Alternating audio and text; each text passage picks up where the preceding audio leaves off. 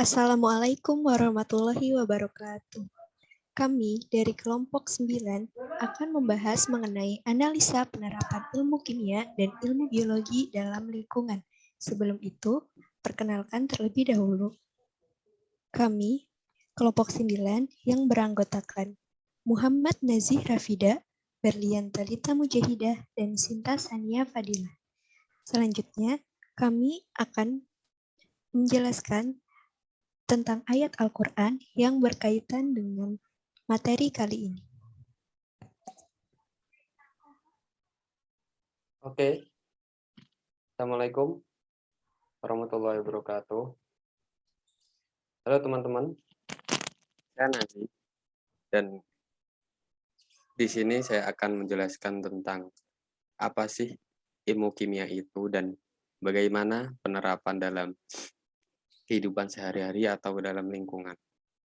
Sebelum kita masuk ke materi kita kali ini, ada satu ayat nih dari surat Al-Mu'minun ayat 20 yang berbunyi wa syajaratan takhruju min turi sayna atambutu bidduhni wasibghil lil akilin, yang artinya, dan kami tumbuhkan pohon zaitun yang tumbuh dari gunung Sinai yang menghasilkan minyak dan bahan pembangkit selera bagi orang-orang yang makan. Nah, teman-teman bisa ambil kesimpulan nggak dari ayat ini? Nah, ini ada kaitannya ya dengan kimia, karena di sini ada kalimat yang menghasilkan minyak, yang dalam kimia bisa kita artikan sebagai sebuah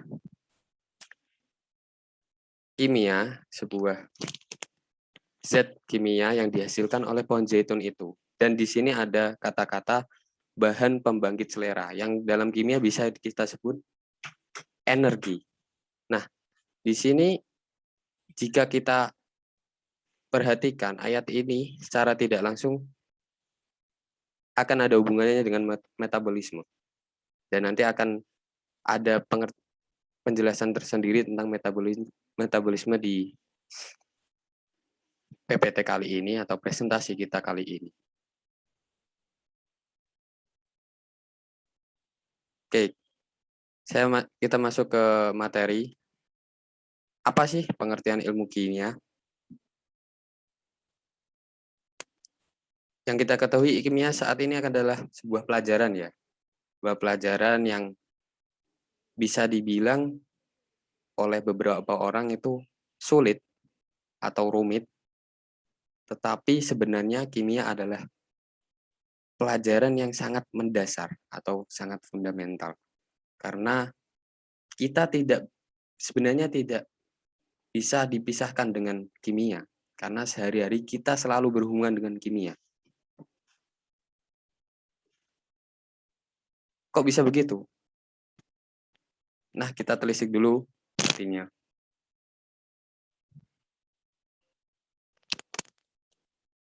Oke, ilmu kimia. Di sini tertulis, kimia adalah cabang dari ilmu fisik yang mempelajari tentang susunan, struktur, sifat, dan perubahan materi.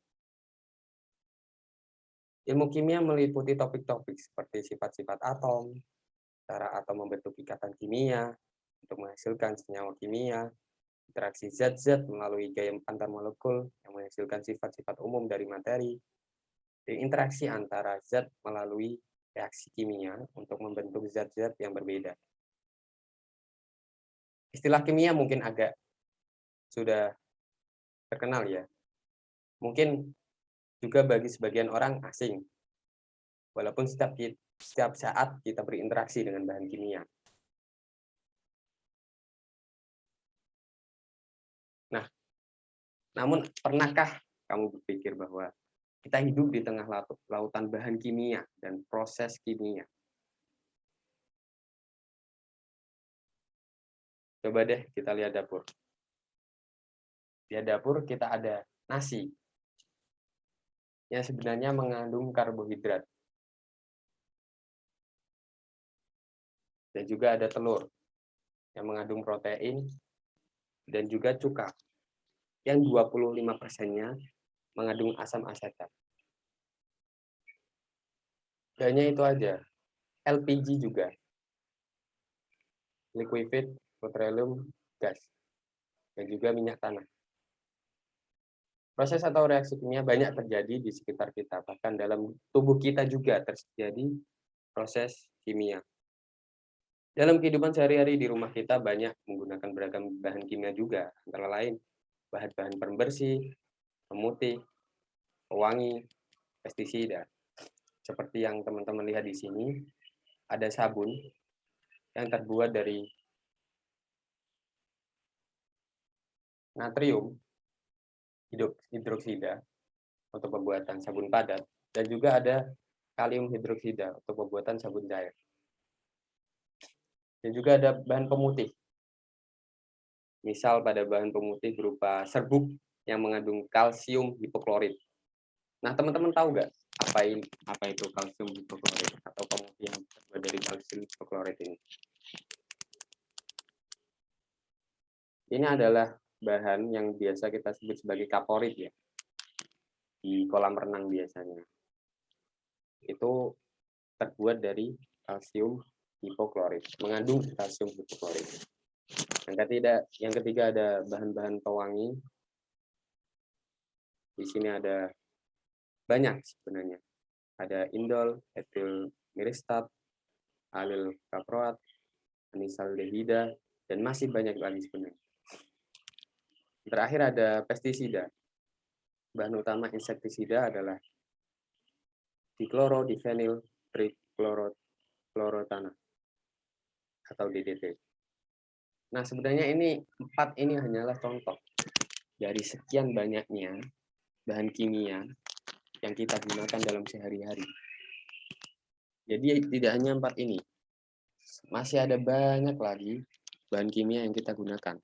Namun secara tidak langsung kita tidak menyadarinya.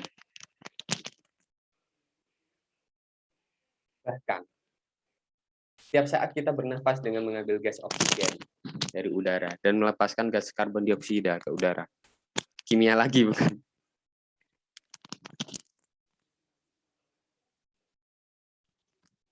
Oleh karena itu ilmu kimia juga disebut dengan central science karena peranannya sangat berperan penting bahkan di ilmu lain seperti kesehatan yang di dalamnya ada kedokteran dan farmasi, itu tidak bisa dipisahkan dengan kimia.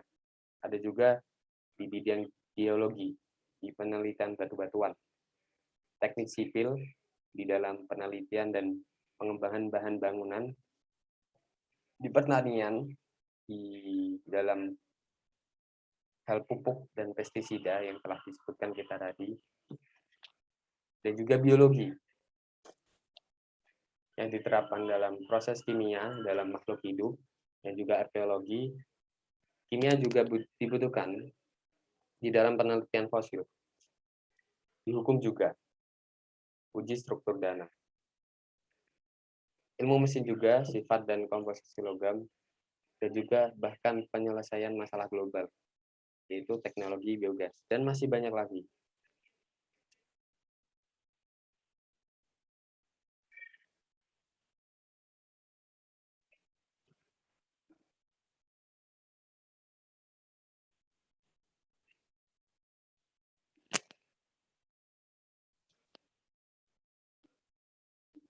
Lalu, apa sih hubungan dari kimia dengan lingkungan? Apakah ada dampaknya? Kali ini kita akan membahas pengertian AMDAL yang akan dijelaskan oleh teman kita, yaitu Mbak Erlin. Baik, Assalamualaikum teman-teman. Waalaikumsalam. Perkenalkan, saya Berlian Talita Mujaidah. Saya di sini akan menyampaikan tentang pengertian AMDAL dan apa sih hubungan AMDAL dengan kimia itu. Baik, pengertian AMDAL adalah kajian atas dampak besar dan penting untuk pengambilan keputusan suatu usaha atau kegiatan yang direncanakan pada lingkungan hidup, yang diperlukan bagi proses pengambilan keputusan tentang penyelenggaraan usaha atau kegiatan. AMDAL sendiri adalah singkatan dari analisis mengenai dampak lingkungan, yang merupakan persyaratan dalam perizinan lingkungan. Kemudian,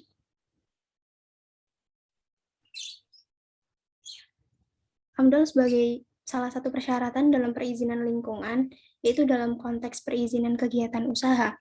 AMDAL akan menjadi tolak ukur yang mendasar secara spesifik terkait tindak lanjut perizinan usaha tersebut. Maka, AMDAL dalam tiap-tiap jenis usaha akan berbeda analisa ilmiah yang dilakukannya.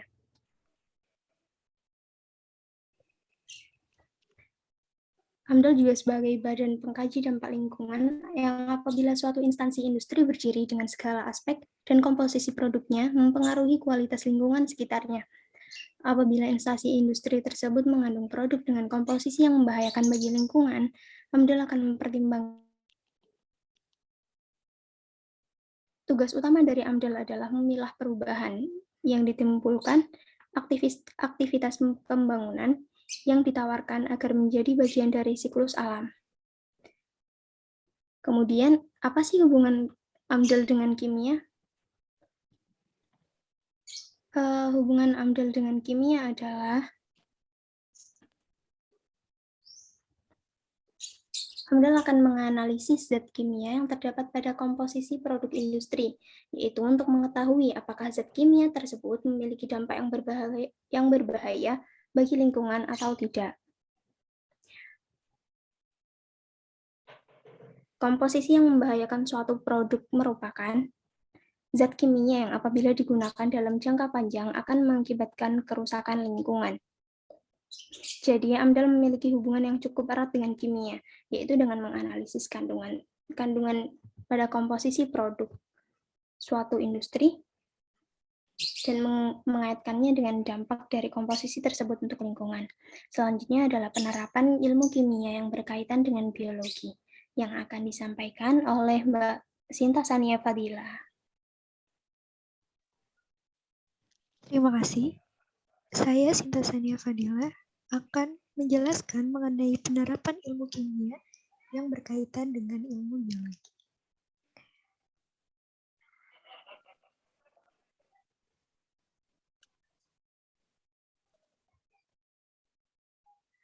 Penerapan ilmu kimia itu sangat luas sekali jangkauannya. Nah, tentu ilmu kimia itu tidak lepas kaitannya dengan ilmu biologi. Kimia dan biologi merupakan ilmu yang sulit sekali untuk dipisahkan. Hubungan antara kimia dan biologi dapat kita lihat dari banyaknya teori-teori kimia yang digunakan sebagai penunjang penelitian yang dilaksanakan oleh biologis. Hubungan antara ilmu biologi dan kimia sendiri telah menghasilkan cabang ilmu baru yang disebut dengan cabang ilmu biokimia. Saat ini, biokimia banyak digunakan sebagai dasar pelajaran bidang ilmu terapan yang berhubungan dengan makhluk hidup seperti botani dan kedokteran. Berikut ini akan dijelaskan 3 aspek mengenai hubungan ilmu kimia dengan ilmu biologi. Yaitu ada biokimia pada tumbuhan, kemudian ada biokimia pada manusia, dan juga ada biokimia bioteknologi. Untuk biokimia pada tumbuhan, penerapan ilmu kimia dengan ilmu biologi pada tumbuhan yaitu adanya proses metabolisme yang terjadi dalam tumbuhan tersebut. Biokimia pada tumbuhan dikatalisis oleh enzim yang diikuti dengan proses metabolisme pada karbohidrat, energi molekul, asam amino atau nitrogen, lipid, asam nukleat, hingga sintesis protein. Sel pada tumbuhan tersusun dari 4 unsur utama, yaitu C, H, O, N, dan zat lain yang memiliki jumlah sedikit. Nah, nantinya akan membentuk karbohidrat, protein, lemak, dan asam nukleat di dalam sel. Kemudian, tumbuhan akan mengalami reaksi kimia apabila terjadi proses metabolisme primer dengan membentuk dan mengurang produk kimia ketika menjalin hubungan dengan makhluk hidup. Misalnya, asam nukleat dan protein, karbohidrat tertentu, asam boksilat, dan lain sebagainya. Tumbuhan menghasilkan ribuan jumlah jenis metabolit yang bersumber dari proses metabolisme primer dengan mengembangkan metabolisme sekunder. Terdapat beberapa fungsi metabolisme bagi tumbuhan, yaitu dapat memperoleh energi kimia yang berasal dari degradasi sari makanan yang kaya energi kimia. Metabolisme juga mampu mengubah molekul nutrien dari prekursor unit perkembangan untuk makromolekul sel, menggabungkan unit pembangunan menjadi asam nukleat, protein, lipida, polisakarida, dan komponen lainnya, serta dapat membentuk dan mendegradasi biomolekul yang diperlukan di dalam fungsi khusus sel. Kemudian ada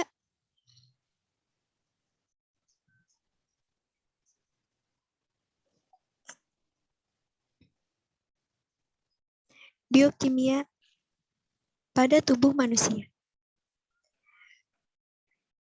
Dalam tubuh manusia, organisme hidup, bahkan seperti manusia ini, sel-sel individual sangat kompleks dan beragam. Semua makhluk hidup dari bakteri yang paling sederhana hingga manusia memiliki kesamaan, yaitu semua terbentuk dari biomolekul yang sama serta sama-sama pengguna energi. Dalam penerapan biokimia pada tubuh manusia, yaitu adanya reaksi-reaksi kimia yang berlangsung dalam tubuh manusia. Tubuh manusia itu ada banyak macamnya. Salah satunya adalah metabolisme protein, metabolisme yang ada di dalam tubuh manusia. Tubuh manusia dapat mengalami perubahan kimia, contohnya yaitu pada saat berolahraga dan bernapas. Dalam tubuh manusia terjadi metabolisme. Proses metabolisme ini melibatkan berbagai pelarut, baik air maupun non-air. Tubuh manusia sebagian besar lebih dari 80% terdiri atas zat cair, sehingga proses metabolisme dalam tubuh manusia melibatkan interaksi antara zat pelarut dan zat terlarut, baik dalam bentuk ion maupun senyawanya. Interaksi antara zat pelarut dengan zat terlarut dikenal dengan istilah solvasi.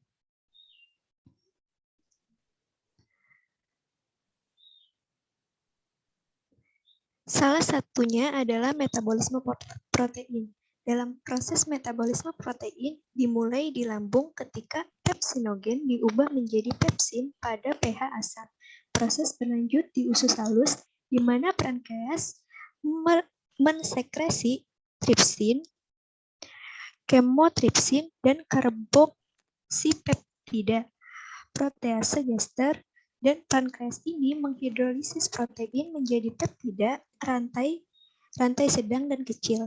Peptidase di batas usus halus menghidrolisis peptida rantai sedang dan kecil menjadi asam amino dan peptida bebas. Produk akhir pencernaan ini terbentuk pada permukaan enterosit, siap diabsorpsi oleh transporter asam amino natrium dependen.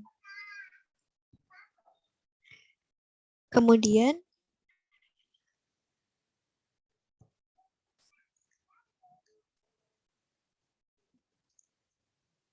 ada bioteknologi. Apa sih bioteknologi itu? Bioteknologi itu merupakan cabang ilmu biologi yang mempelajari tentang penggunaan teknik atau cara pemanfaatan makhluk hidup, serta komponen-komponennya dalam hal meningkatkan kesejahteraan hidup manusia. Bioteknologi ini tidak hanya mempelajari tentang ilmu biologi saja, tetapi mempelajari tentang ilmu-ilmu kimia juga. Nah, ilmu kimia ini memiliki keterkaitan dalam cabang ilmu bioteknologi. Perkembangan bioteknologi di masa sekarang ini sudah cukup pesat. Terdapat banyak sekali perkembangan yang telah dibuat oleh para peneliti, seperti contohnya dalam bidang kedokteran. Kemudian,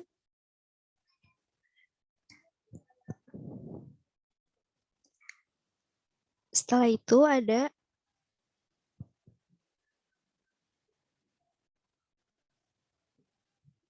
penerapan bioteknologi dalam kehidupan.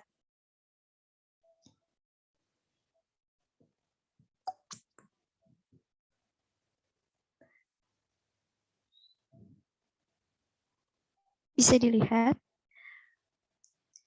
contohnya itu adalah aplikasi medis. Nah, aplikasi medis di sini itu biasa digunakan dalam bidang kedokteran ya. Hubungan antara biokimia dan ilmu kedokteran telah merangsang kemajuan yang menguntungkan. Hal yang sangat diperhatikan peneliti dalam ilmu kesehatan adalah pemahaman dan pemeliharaan kesehatan serta pemahaman dan terapi efektif untuk penyakit. Biokimia berdampak besar terhadap dua hal ini. Perkembangan bioteknologi dalam bidang kedokteran yaitu dengan penemuan PCR atau polymerase chain reaction sebagai teknik atau alat perbanyakan segmen DNA. Ada bukti forensik dan profil genetik. Maksudnya bukti forensik dan profil genetik yaitu apabila seseorang mengalami musibah, misalnya seperti kecelakaan atau tindak kekerasan yang membuat tubuhnya terluka, nah cairan tubuh atau potongan kecil dari jaringan itu mungkin tersisa di tempat kejadian perkara tersebut. Atau ada pakaian gitu, atau benda lain yang milik korban atau penyerang, maka laboratorium forensik dapat menentukan golongan darah atau tipe jaringan dengan menggunakan antibodi untuk mendeteksi protein-protein permukaan sel yang spesifik. Namun, ada pengujian yang lebih tingkat kepastiannya itu lebih tinggi, yaitu pengujian DNA. Karena sequence DNA setiap orang unik, penanda genetik yang bervariasi dalam populasi dapat dianalisis pada seseorang untuk menentukan perangkat unik dari penanda genetik atau profil genetik orang tersebut. Dan ada aplikasi pertanian. Biasanya aplikasi pertanian ini membudidayakan hewan dan rekayasa genetik pada tumbuhan. Nah, itu juga bertujuan untuk meningkatkan pangan produksi pertanian tersebut. Itu tadi penjelasan mengenai analisis penerapan ilmu kimia yang berkaitan dengan ilmu biologi. Sekian yang dapat kelompok kami sampaikan. Kurang lebihnya kami mohon maaf. Terima kasih. Wassalamualaikum warahmatullahi wabarakatuh.